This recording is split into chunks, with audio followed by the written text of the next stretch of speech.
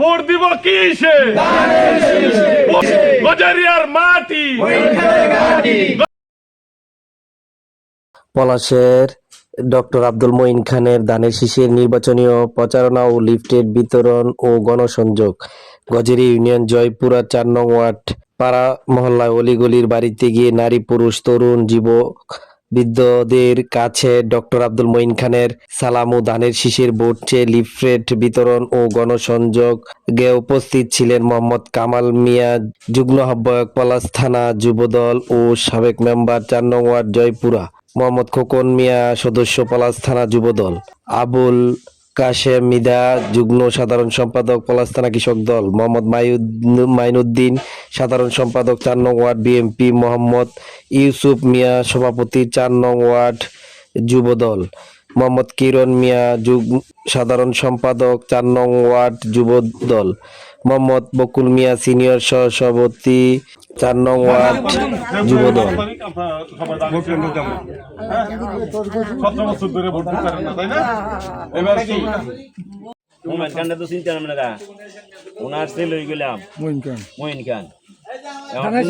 Vote দিতে গেছেন না, এখন ভোট দেওয়ার সুযোগ আছে।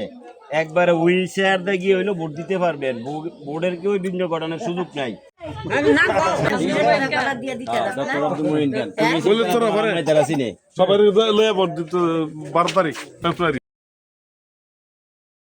আরো উপস্থিত ছিলেন মোহাম্মদ আলামিন মিয়া, সাংগঠনিক সম্পাদক ৪ নং ওয়ার্ড বিএনপি, মোহাম্মদ মোবারক মিয়া, সাধারণ সম্পাদক ৪ নং ওয়ার্ড ছাত্র দল। আরো উপস্থিত ছিলেন বিএনপির সকল অঙ্গ সংগঠনের নেতৃবৃন্দ ও এলাকার তরুণ ও বৃদ্ধ সকলেই ধানের শীষের ও ডক্টর আব্দুল মঈন খানের স্লোগানে মুখরিত গজারি ইউনিয়ন ৪ নং ওয়ার্ড। মঈন খান এগিয়ে চলো, মঈন খান এগিয়ে চলো, ভোট দিব কিসে? আপনারা দেখছেন নরসিংদীর কথাটি। আগে তো আমরা ধানের শীষ করছি, এখনো আমরা ধানের শীষ। ডক্টর আব্দুল মঈন খান ধানের শীষ। আমরা বিএনপি, আমরা ডক্টর আব্দুল মঈন খান খুবই ভালো, খুবই আন্তরিক, খুবই ভালো একজন ব্যক্তি। ঠিক আছে, আশা করি মোটামুটি 15-16-17 বছর যাবৎ কোনো ভোটই দিতে পারি নাই। ইনশাল্লাহ আশা করি প্রয়োগ করতে পারবো। আর ডক্টর আব্দুল মঈন খানের সম্বন্ধে বেশি কিছু বলার নাই। আল্লাহর মতে আমরা সবাই দোয়া করি অবশ্যই উনি বিপুল ভোটে জয়যুক্ত হব। হ্যাঁ, এমপি হইলে অবশ্যই মন্ত্রী হইব, আর আগেও মন্ত্রী হয়েছে,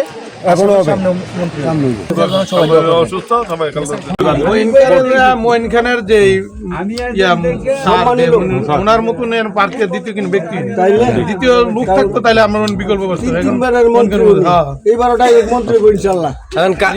এই যে দানের শিশু ভোট দিব আমরা। কে? মঈন খান, মঈন খান স্যার, ওনাকে ভোট দেবো ইনশাল্লাহ 100%, 100%।